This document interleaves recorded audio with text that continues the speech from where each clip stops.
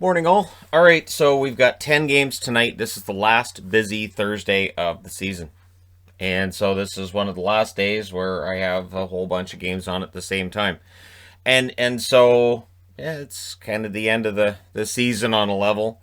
And we'll see how things go. It does mean I'll have three boards going at the same time. So that's always fun when I've got three easels going at the same time in here.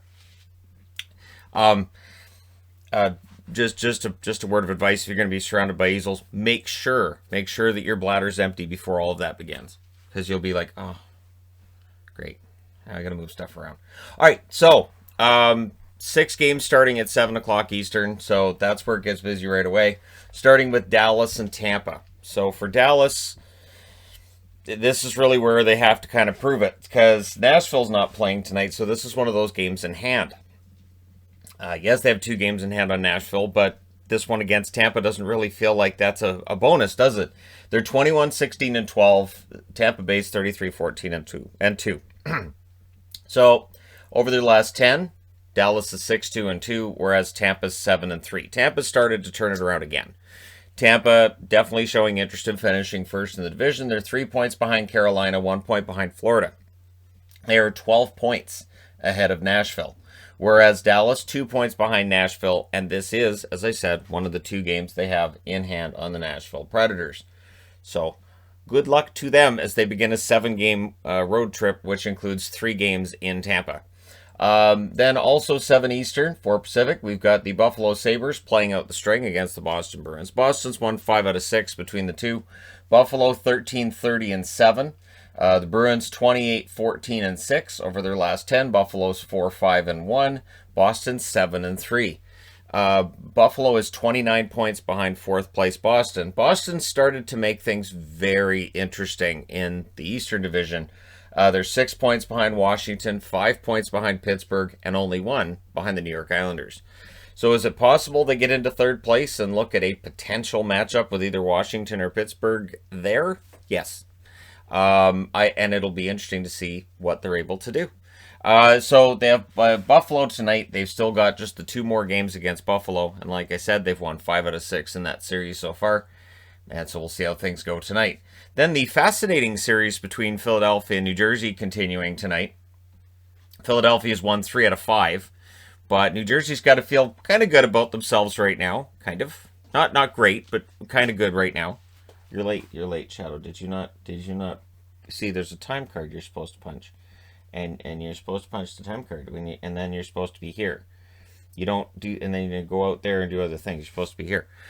So Philadelphia's 22-20-7. New Jersey's 15-27-7. Over their last 10, Philadelphia's 4-5-1 as they nosedive out of the playoff race. And New Jersey 1-8-1. They're both behind Boston for fourth by hugely different amounts. Philadelphia 11 points back, and New Jersey 25 points back. And of course, they're out, they're eliminated, right? But still, looking at how far out these teams are, it's remarkable. Also at 7 o'clock Eastern, 4 o'clock Pacific, the New York Islanders and New York Rangers battle in New York. This is going to be a very interesting game. The New York Rangers still believe they're in this. Here's the thing. So they're 7-2-1 over their last 10, which is great. But over that period of time, they've gained 1 point on the Boston Bruins, who are 7-3. So that's where it gets cruel when you fall behind in these races. It is really hard to make up ground.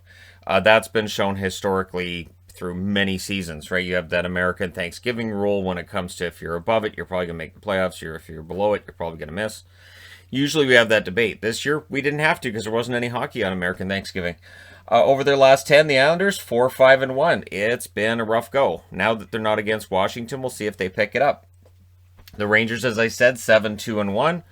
The Islanders are now 5 points back of Washington, and they're 4 points back of Pittsburgh. So that battle for first place, now they're stuck in third, but only being 1 point ahead of Boston makes it tougher. So here's the thing. The Rangers are 4 points behind Boston, but they're 5 points behind the Islanders.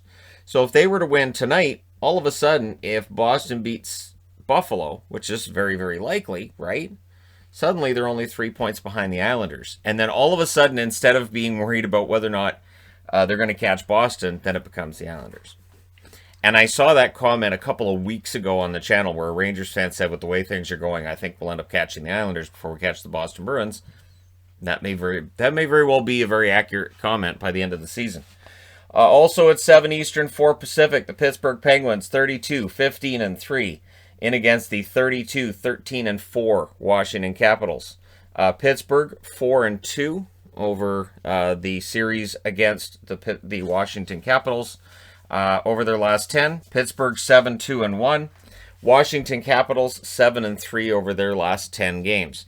So yeah, they're both playing well. They both have very good records over their last 10. This is where, of course, and I always look at this from kind of a power rankings perspective, like 7-2-1, 7-3, 7-2-1, 7-3, and they're all in the same division. So, yeah, that's where things get it's interesting and different because every fan base will look at their team and say we're doing really, really well right now, and then if you look at the other teams in the division, you go, man, we're not really gaining ground. But for Pittsburgh, it's been impressive. They're only 1 point behind Washington. This is the battle for first now. Remember, Washington spanked the last team they were battling for first with. Okay, spanked might be overstating it, but they won 3 games. The Islanders, they're 4 points ahead of them, are the Penguins, and they're 5 points ahead of Boston. So they're trying to pass Washington and get first place. Washington, 1 point ahead of Pittsburgh, 5 ahead of the Islanders, 6 ahead of Boston. So the Capitals aren't really in the clear yet either. This East is absolutely fantastically crazy, and if the Rangers were to win tonight, and if Boston lost tonight, things tighten up just that much more, even though the Bruins have 2 games in hand on the Rangers. 7 Eastern, the last game starting at 7 Eastern, 4 Pacific. Detroit and Carolina. Detroit 17-25-9. 32-10-7 is the record for Carolina, but Detroit's won 4 out of 7 in this matchup this year. I did a double take when I saw that, and I was like, oh no, Detroit's won 3 in a row against Carolina. So Detroit's 4-3-3 in their last 10, which is very respectable, and they're 13 points behind Nashville. I'm telling you, look out for Detroit next year. Detroit should get better next year. We know Ottawa's going to get better next year. And then 5-1-4 is the record for Carolina over their last 10. So it's been a bit of a rough go, but only 1 regulation loss in the last 10. And that's kind of how I look at it, because they are first in the division. They're 2 points ahead of Florida, 3 points ahead of Tampa, and 15 points ahead of Nashville. So Carolina's winning, and they're getting points in most of their games. And right now, they have an excellent chance to end up finishing first. This is the last meeting between they and Detroit. And they'll probably want to win this one so they even the season series. But what kind of bragging rights would it be for Detroit to be one of the few teams to say, hey, so we won a majority of our games against Carolina this year. So there's some reason to believe Detroit might have some fire for this one. Then at 7:30 Eastern, 4:30 Pacific, the Vancouver Canucks continue their road trip against Toronto. I do expect a Toronto victory. Toronto's 31-13-5. Vancouver's 19-21-3. And as I said, this is a period where they're playing 5 games in 7 days, and yeah, that's going to be rough. A couple of back-to-backs in there, and this is the first one of the 2. 19-21-3, and it's going to likely get a little bit worse for Vancouver, who are 4-5-1 in their last 10. Toronto's 5-3-2 in their last 10. Vancouver has won 4 out of 7 in this season series, including the 2 most recent games. I do expect Toronto to even the series tonight. For Vancouver, they're 10 points back of Montreal. They have 5 games in hand. This is one of the games in hand. I don't necessarily see that benefiting them. This is one of those situations where I'd love to be wrong. Cole Lynn's playing tonight. Jalen Chatfield's playing tonight. Holtby starts. We'll see how things go. The Toronto Maple Leafs, 7 points ahead of Edmonton, 10 points ahead of Winnipeg, and 16 points ahead of the Montreal Canadiens. So things are pretty comfortable for Toronto in first place. And again, while I know there's a lot of Leaf fans that are nervous about how the playoffs are concerned, I don't really have a whole lot of fear that they're going to get out of the first round. Vancouver's playoffs and all of that, and their schedule and all of it kind of blowing up. Montreal's schedule, of course, has been brutal as well. So yeah, I would expect that Toronto likely, I'm not going to say runs the table from here, but I think they'll have an excellent record. They're going to finish first. And then I would think at least a first-round win should be in the offing for them. Then at 8 o'clock Eastern, 5 o'clock Pacific, St. Louis, who suddenly look like they know how to beat the Minnesota Wild, choosing the dramatic comeback route last night. Let's see how things work out tonight. St. Louis is now 22-19-6, and they're pretty firmly entrenched in that 4th spot now, because this is one of their games in hand over the Arizona Coyotes. They have won 3 out of 4 against Minnesota, who are 31-14-3 over their last 10. Now, St. Louis is 6-4. The Minnesota Wild 7-2-1. So for St. Louis, they're pretty much stuck in 4th place. They're 22 points behind Vegas, 16 points behind Colorado, and 15 points behind Minnesota. For Minnesota, they're 7 points behind Vegas, 1 point behind Colorado, and 15 points ahead of St. Louis. So this is not a playoff preview unless St. Louis were to get an upset in the first round. And in all likelihood, Minnesota probably ends up with 3rd spot. So they would both have to secure upsets of Stanley Cup favorites in the first round to meet each other in the playoffs. But this is another game, and they have 4 left, including this one. 8 o'clock Eastern as well. The 5 o'clock Pacific start time for Florida in Chicago. Florida's won 4-6 in this matchup so far this year. 32-14-5 Florida. 22-22-5 Chicago. Look for Vinny Hinostroza to get on the board because Florida traded him. Last 10, 6-3-1 for Florida, 5-5 for Chicago, which won't get it done.